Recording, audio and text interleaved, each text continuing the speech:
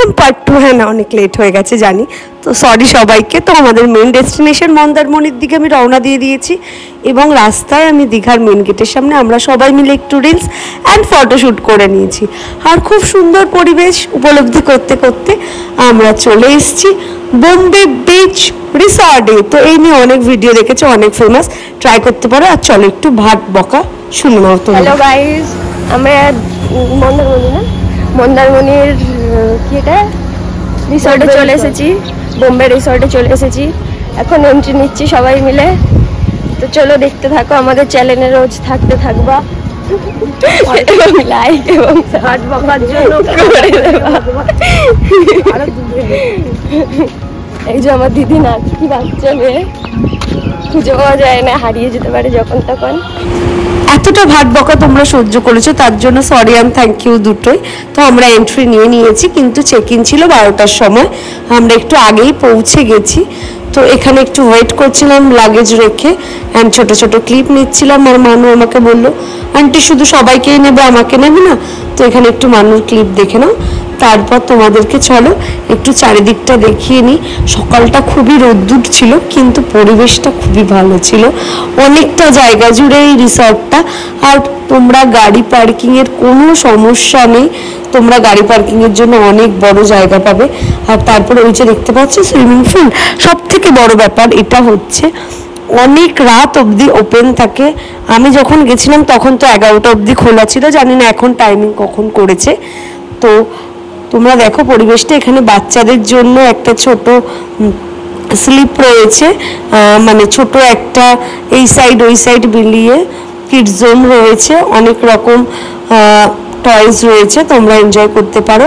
আর একদম বোম্বে বিচ রিসর্টের গেটের বাইরেই রয়েছে আমাদের সি বিচ একদম। আর সব থেকে বড় কথা কি, খুব জোয়ার টোয়ার আসলে সমুদ্রের ঢেউ একদম রিসর্টের ভেতরে এসে পড়ে এই ফাঁকা জায়গাটায়, তোমরা ভেতর থেকেও এনজয় করতে পারো।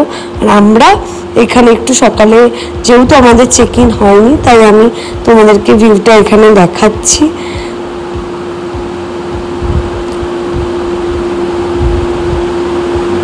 তো চলো এরপর যাওয়া যাক রুমে, চাবি আমরা পেয়ে গেছি, চলো রুম টুরটা করে নিই। তো দরজা খুলে সবার প্রথমেই তোমরা দেখতে পাবে বড় একটা মিরর, সবার প্রথমেই ফ্রন্টে।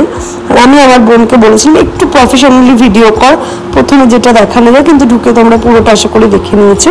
এরপরেই ছিল একটা বড় টিভি, আর এর পেছনেই ছিল কফি মগ। এই দেখো পুরো রুমটা তোমাদের দেখাচ্ছি, অনেক বড় সুপার ডিলাক্স রুম ছিল।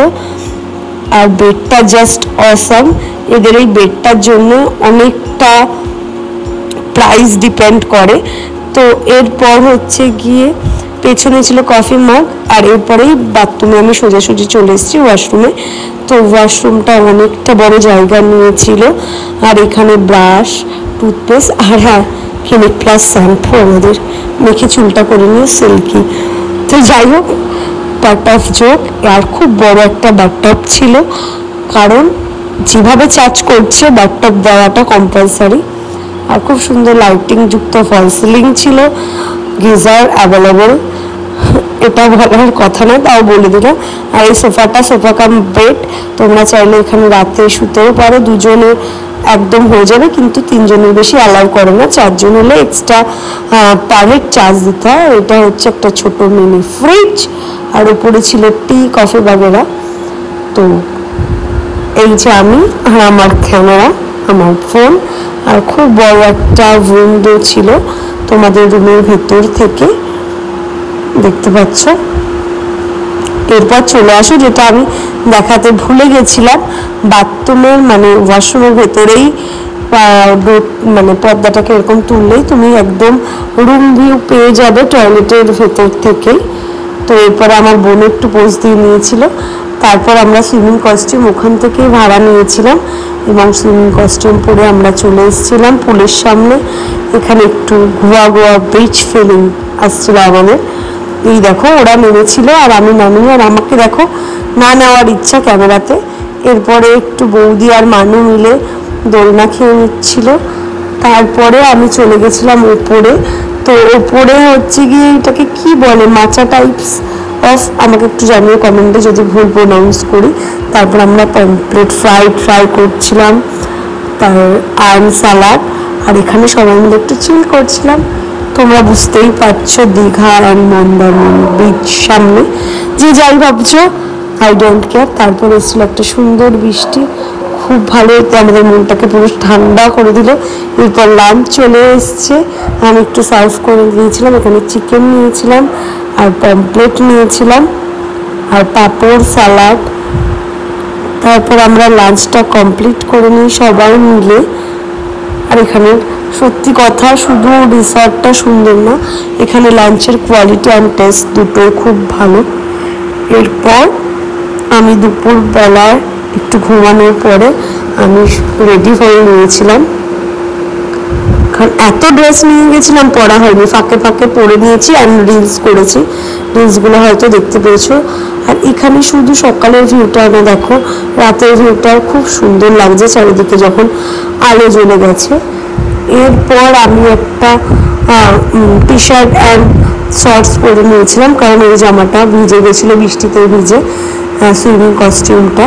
তারপর একটু ডিম সিদ্ধ কফি বসে খাচ্ছিলাম বিচের ধারে। তারপর নেমে গেছি পুলে, আর আমার হাইটটা এত শর্ট হওয়াতে আমি বুঝতেই পারিনি পুলটা এতটা গভীর, আমি ঠিক হাইটে পাচ্ছিলাম না। তো সবাই মিলে একটু ফান করছিলাম, চলো দেখে নাও। আর আমি ওয়াটার টেস্টও করেছি, আইফোন কিনে ওয়াটার টেস্ট না করলে হয়, যেহেতু কোম্পানি ক্লেম করে। আর আমি ভিডিও করতে ব্যস্ত, আমি ডান্স করতে পারিনি। আর এটা জাস্ট ফানি, দেখো বলছে আমার টয়লেট যে স্নান করবে সে শতপুত্রের জননী হবে, আর বৌদি বারবার গিয়ে করছে যে আমার পুত্র চাই, কারণ আমার মানু হচ্ছে গিয়ে মেয়ে। তারপরে আমরা ডিনার করে নিয়েছিলাম, আর ডিনারে হিউজ ছিল আমাদের সালাড তো কম্পালসারি, পমফ্রেট, তারপর মাটন অ্যান্ড গলদা চিংড়ি আর ইলিশ, সমস্তটাই আমরা অল্প অল্প ট্রাই করেছি। আর প্রিন্সের কথা খুব মনে পড়ছিল, সেখানেই দেখেছি এই ছোটো ফুচকে পাচকাদের, তো এখানে আমরা দুজন মিলে একটু খাইয়েছি। আর আমার বোন ওপর থেকে জুম করে এটাকে শ্যুট করে নিয়েছিল, ওর মাথায় ছিল যে দিদি ইউটিউব ভিডিও করছে, আমি তো কন্টিনিউ করতে ভুলে যাই, তো থ্যাংক ইউ সো মাচ। এরপর সকালে ঘুম থেকে উঠে আমাদের চলে গেছিলাম কম্পালসারি ব্রেকফাস্ট করতে। এটা হচ্ছে হোটেল রুমের সাথে একদম ফ্রি, তো এখানে লুচি, ছোলার ডাল আরও অনেক কিছু ছিল। আমি সমস্তটাই প্লেটে তুলে নিয়েছি, কিন্তু খেয়েছিলাম খুব কম। আর এখানে হচ্ছে পোহা নিয়েছিলাম, আমি ফার্স্ট টাইম ট্রাই করলাম। মারা তো ছোটোবেলায় শুধু চিড়ে জল দিয়ে নুন দিয়ে খাইয়ে বলতো খাওয়া, গরমে পেট ঠান্ডা হবে, বাট পোহাটা ফার্স্ট টাইম ট্রাই করলাম। ডিম সিদ্ধ আর ছিল পাউরুটি, জ্যাম, সরি ব্রেড বলতে হয়। তারপরে আমি ব্রেডটা জ্যাম দিয়ে খেয়েছিলাম, আর টি ছিল আর একটু ম্যাঙ্গো জুস ছিল। তো এক এক দিন এক এক রকম হয়, সবসময় যে একই ব্রেকফাস্ট দেয় সেটা না। আর আমি একটু মিষ্টি মিষ্টি খেতে ভালোবাসি, তো জ্যামের উপরেও আমি একটু চিনি নিয়ে নিয়েছিলাম। এরপর আমরা বেরিয়ে পড়েছি চেক আউট করে, অ্যান্ড যাওয়ার সময় মনে হচ্ছিল আবার মানুষদের সাথে কতদিন পর দেখা হবে। আর রাস্তায় যাওয়ার সময় আমরা এত সুন্দর হাওয়া, ঢেউ আর এত সুন্দর পরিবেশটা ছিল, মাঝে মাঝে দাঁড়িয়ে দাঁড়িয়ে দেখছিলাম।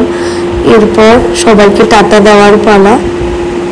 মানু খুব মিস করছিল, বারবার বলছিল বৌদিও আন্টি আন্টি করে তো পাগল, কারণ ও মনে করে ওরও আমি বান্ধবীর মতোই, আন্টি শুধু নামেই বলে। আমার বোন আর আমি সবসময় ওর সাথেই খেলতাম। এরপর ওরা নেমে পড়েছিল উলুবেড়িয়া স্টেশনে, আর আমাদের ডেস্টিনেশন ছিল হাওড়া।